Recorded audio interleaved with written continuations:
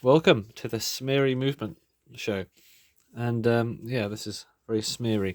But that does not worry me, I'm afraid. So if you are not a smear fan, then you might want to skip this one out. But yeah, it works still, I think. It's the next day since I last recorded, but it seems to be pretty smooth still. I didn't let it run overnight, purely because what if something happened and it burned? Something, I don't know. But I know that it can run for at least an hour, which is good enough, I suppose. If it can run for an hour, I don't see why it wouldn't be able to run for 24 hours or even forever. So I think it's safe to put back together. I did, after recording the last one, adjust something, which was unfasten this screw here and just put this metal rod, this bent one, over that pillar because it wasn't on there properly before. That was an oversight. But now it is. So this should be a perfectly functioning thing. And as you can see by this dial and hands laid out here, it might be time to reassemble the clock, which is excellent. So let's do that. Now I've only got 58 minutes to record, which is fine because I don't think I'm going to make a video that long. But my memory card is getting full, so I'm just going to undo this screw first because that was not in there before. And I think let's just check our pieces to see if we're missing anything quickly. I think we're okay. Okay. So if I can remember correctly, the front part of this, not the dial, but the back of the dial, I guess, the front of the clock, this aluminium piece. This is all aluminium, I think. It's very, very good. Being an aircraft company, probably would use a lot of aluminium, so that's probably where it comes from. Because after all, this is made by Aircraft Patents Limited, which I assume, even though I can't find anything on them, I assume they made warplane parts or even complete planes or something, or just parts that were patented for planes in the war. And then after the war, they made stuff like this. Much like many other post-war British industries, made electric clocks. So that's why there are lots of these obscure brands, which is great because it makes collecting more interesting. Especially when you can't find anything on them. You have to draw your own conclusions. So let's tighten this up. And these are what was loose before. So if we get these tight enough, I don't want to destroy them, but tight enough to make sure it doesn't wobble. That is pretty centered, that's good. Then this movement is stiff against there. That's good. It's not wobbling around like it was before. I'll just check these are still good. Yeah, these aren't going to pull off anytime soon. Yeah, this is a strain relieving knot anyway, so once the case is together, it will not have any problems. Anything else on the front? I don't think so. The dial comes last because there's a nut that needs to go in there, and that's when the clock is together. So let's put the rim around. I couldn't find out what this was. Actually, I didn't find out. Maybe I can if I looked hard enough, but I'm just going to quickly show you around the inside of this thing in case you want to do some research yourself as to what the make of this metal sheet was. It looks like a word that would probably have something to do with aluminium and cladding, but it's like ALC, LA, AD, like alclad or something like that. But then that's sort of thrown off by this N here. It's like an N and a CO, so I don't know what was going on there. If you know anything about companies that made aluminium sheets in the 40s and 50s, then you'd probably know this, but I do not. So I'm either going to leave it to one of you to tell me, or I'm going to do my own research. Either way, I'd like to find out at some point. And it'd be nice to share that if I do find out. So this is in here, and it's literally just held in with the springiness of the material itself. It seems to be the perfect length just to butt up against there without overlapping, which is good. And to hold this in here is the same thing that holds the feet on. So these are heavy cast feet made out of some kind of alloy, I think. Yeah, they're pretty decent pieces of metal. And if we give us more slack on this cable, just in case, you never know. These are the fronts where the balls are. So the clock's face down right now. So if we put it like that and line it up with the hole, we'll also need one of these plates, like this one. And then put it down so the hole is near the bottom, if I remember correctly, like that.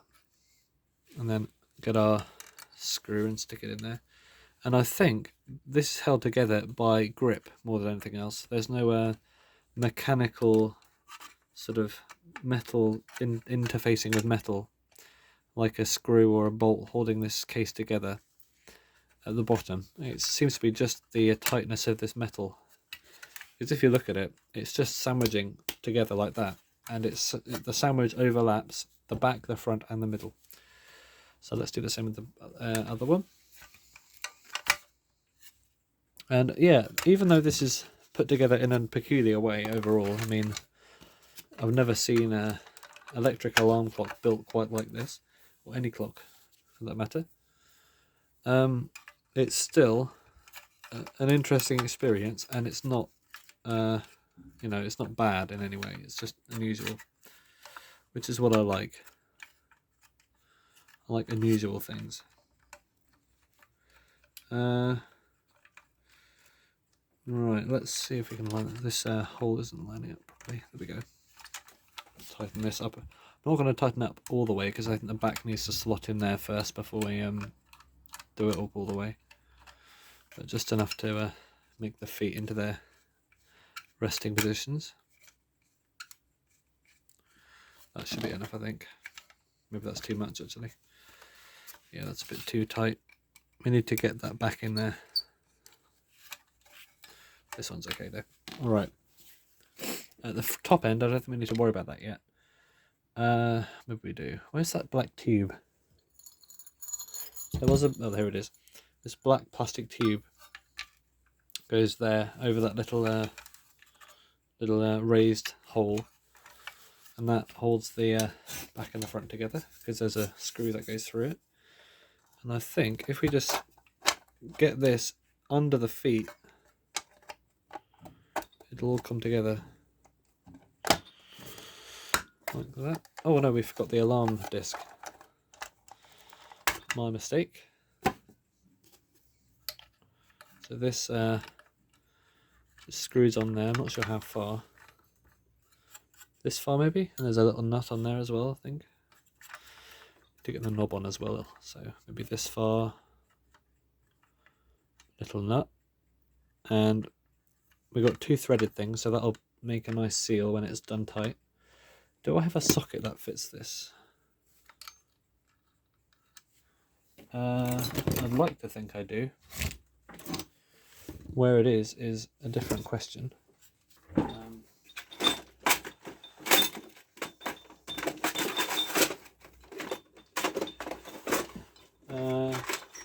Let's try this one.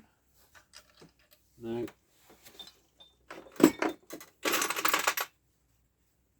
I think that was my smallest one, to be honest. Well, we can just use pliers instead.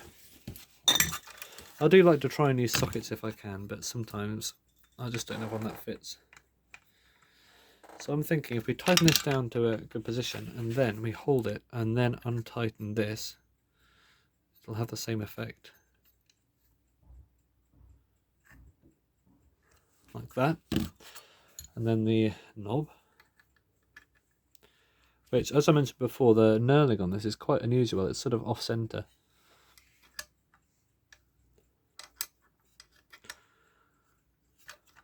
Like that, and that should serve us well. Good. It rotates. Is it off-centre? It's kind of a bit off-kilter, isn't it? Oh well. And it probably still serves its purpose, doesn't it? So as we were, put this plastic tube on there, some kind of plastic Bakelite type stuff, I think, and fit this under the feet and all the way around. Probably start with the top actually. Okay, this is yeah, I like this. This is cool. It's put together in a weird way, but it is cool. I think we've actually got it. We've got a bit of a case of the overlap going on again, so we need to make sure it doesn't happen. Actually, yeah, this is proving to be slightly fiddly now. I think it's still overlapping. So yeah, I think we got it not overlapping right now, so I'll just carefully slip this in. I'll probably start from the bottom then, just to prevent the overlap from happening.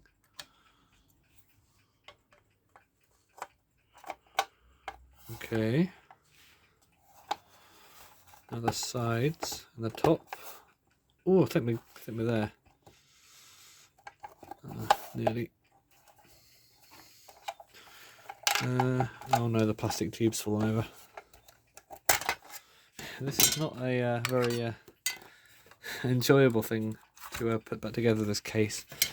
The movement's cool though, but the case is a bit of a pain, as they sometimes are. I'll start from the bottom again though.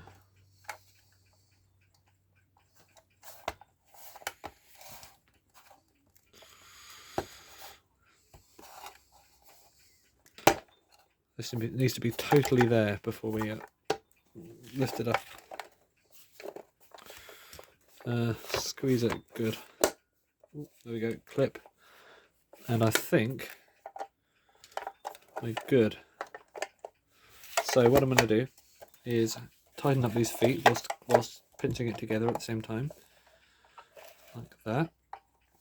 Use a bigger screwdriver in a second. Just to get it all lined up first.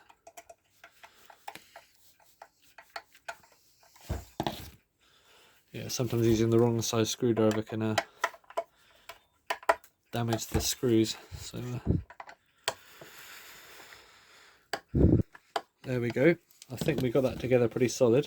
Now the top, because of the indentation of the screw holes, you can't really see it there with the lighting, but it's holding that plastic tube in there. Can I hold the light in such a way that it shows you? You can kind of see it. Oh well. Yeah, lighting's still an issue for me. Alright, let's get this. Oh no, I've forgotten something, haven't I? I forgot the faceplate holder. Oh, alright, we need to we need to get this apart again. I'll cut back to you because we do have limited time. So I think what you're actually supposed to do is, before you put the dial on, you need to put the whole thing together. So I think this plate here goes behind there, like that, and that has the screw holes in it. And then you put the front of the face on, but under that you put the screw. So you start with the screw there, or the little nut.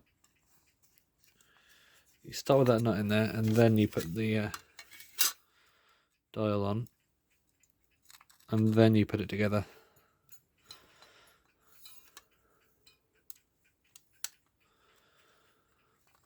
Like that, because there's no way to get to the front of the clock when you put it back together again.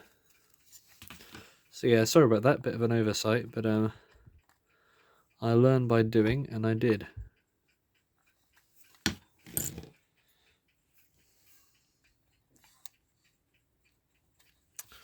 This does not look straight at the moment, but I think we'll be able to straighten it out in a second.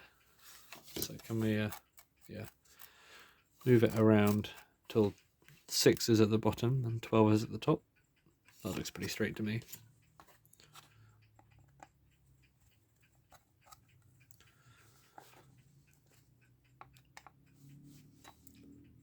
The paint on this is pretty good. It's almost like enamel paint. I don't know what kind of paint it is. Maybe it is enamel. Not, maybe it is, yeah, kind of the paint you bake.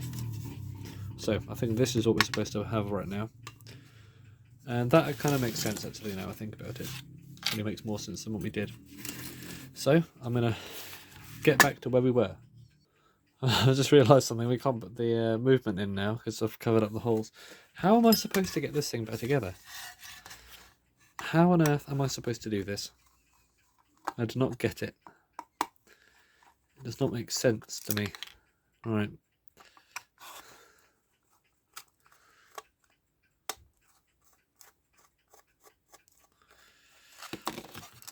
I can't be right the first time, and I'm not right this time. So we need to put this movement on there. And also line this up at the same time. Okay, so that'll be difficult, but it has to be done. So if we put this plate on and line it up like that, and then we also put the movement on. Yeah, trust APL to make things easy for us. Nope.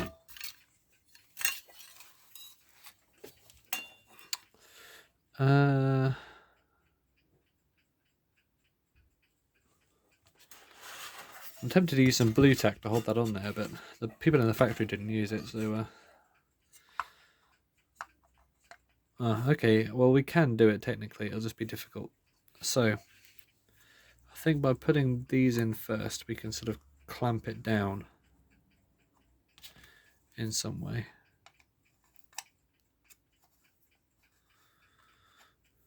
And we have to keep it lined up, which kind of sounds difficult, to be honest.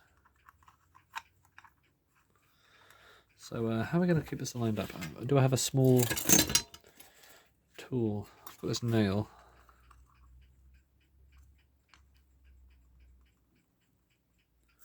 Just lining up the holes with the nail like that.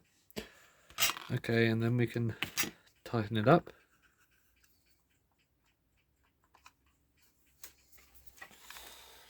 Properly now.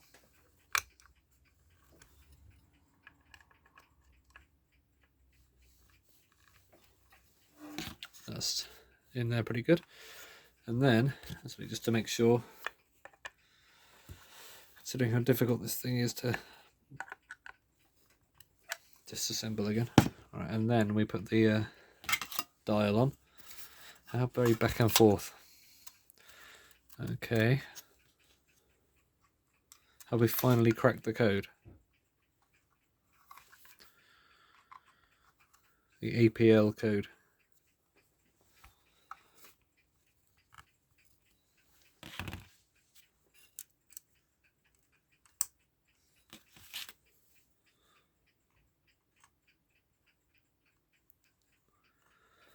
I misaligned it now. Oh, misaligned it. From tightening this one up. Let's get a nail again. Alright, but we weren't too far off. I'll tighten them up little by little then. Like that.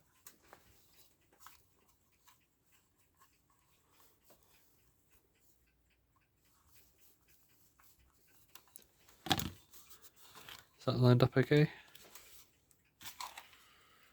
Yeah, that's good. Alright, so as we were, let's put this back together again.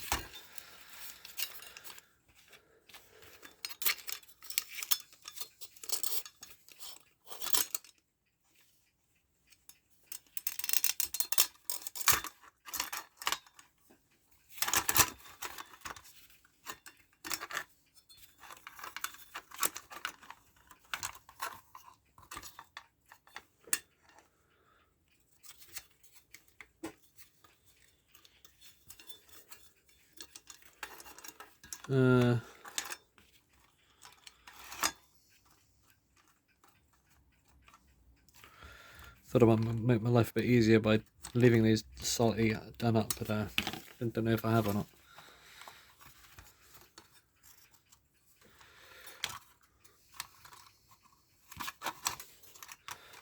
I don't think we're getting anywhere with this, so I'll undo it fully. Again, back to square one, I suppose.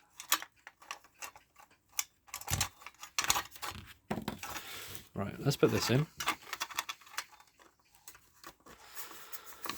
Pesky rim of it.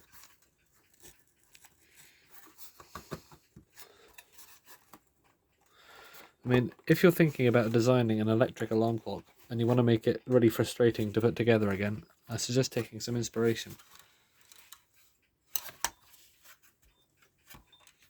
Right, I think we're there. I think we're there with that. That is pretty lined up. No overlapping going on. Very good. Let's put these on.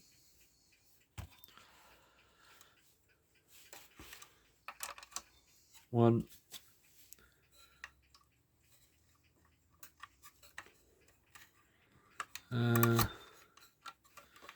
2.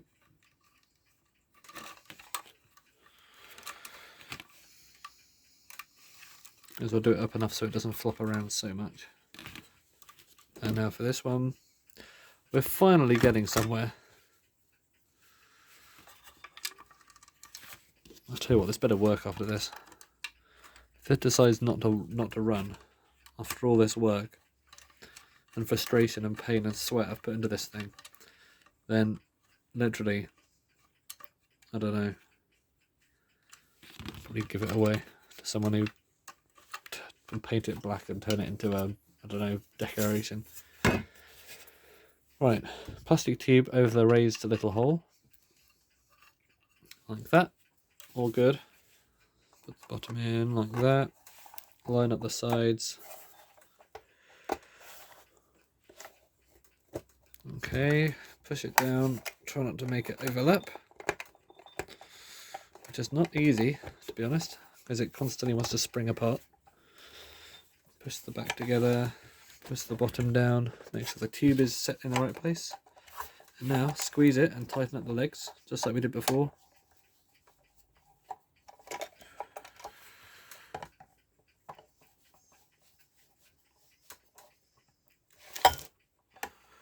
One.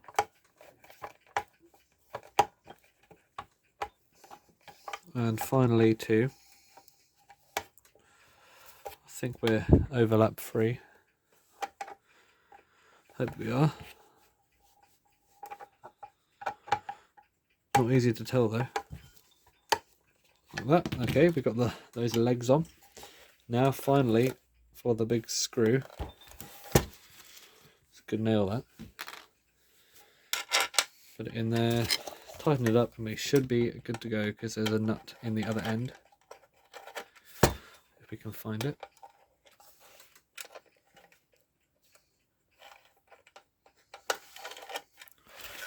Wants to spin around. I think that's down to the old missing the hole.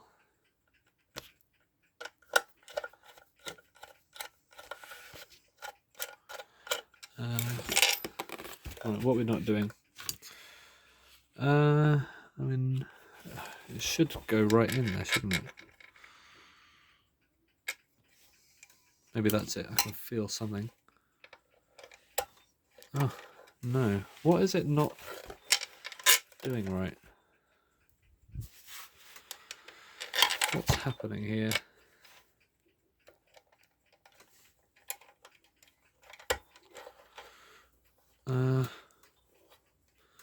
I'm tightening it up, but it's not tightening up.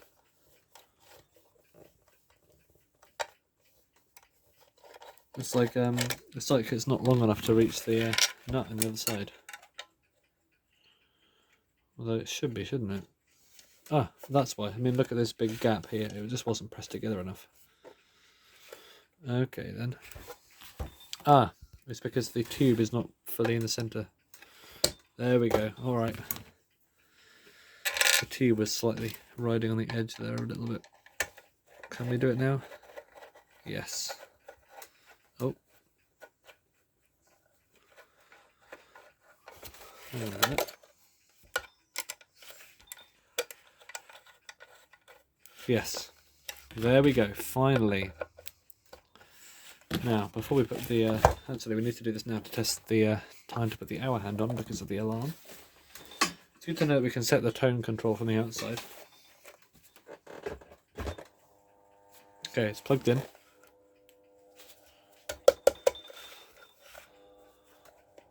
It's not on the alarm time, but it's just buzzing like some weird thing anyway.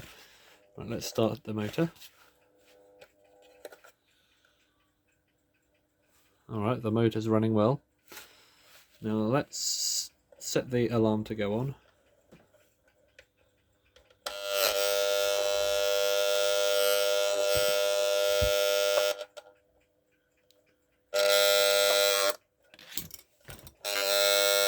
That's pretty good, isn't it? So the alarm goes off about 3. Let's see if it does it again. So what was it? 3. It was 2:45 or something like that. Been attempted to paint that arrow black, but I'm not going to do it because it's not original, and I like to keep things original. Oh no.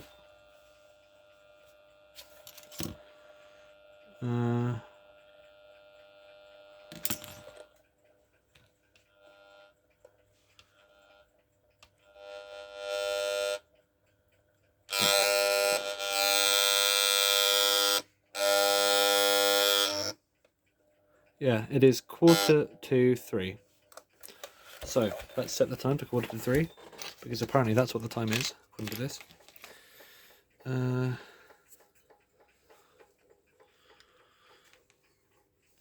There's just about 2:45. There's the other hand. Let's try and get this on right.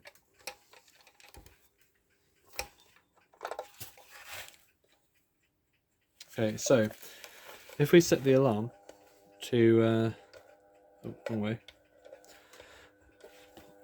8 o'clock,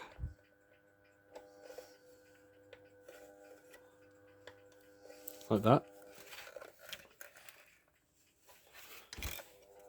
Oh, wait. There we go.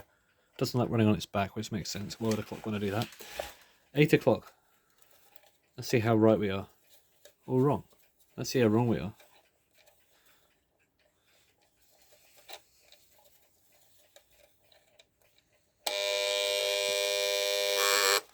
Not that right at all, to be honest. Let's take these off. At least we have a rough idea of when it goes off.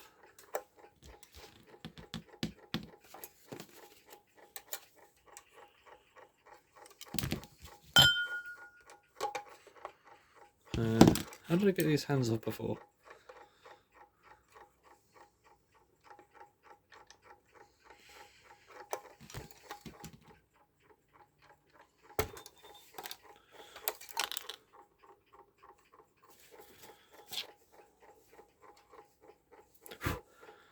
Weird strands of fibre. Okay. So, let's try a different time. Let's try 12 o'clock. Set your alarm to go off at 12, why not?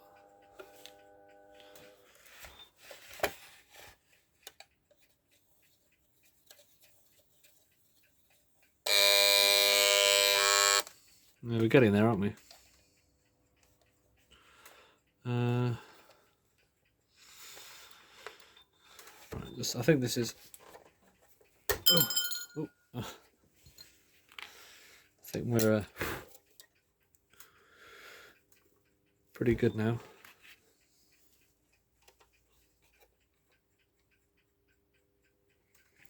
Thing is, I have to put this hand on every time, because if I don't, then it will just won't actually move the mechanism inside.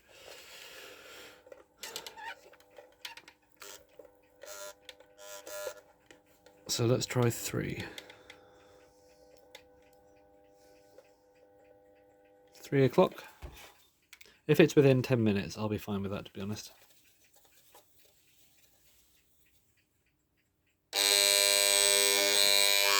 I think 6 minutes is tolerable for something like this.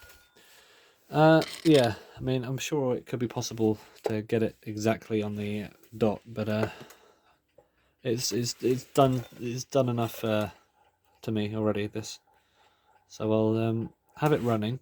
I'll set it to the actual time, which is I don't have any running clocks in here right now. It's 1:14.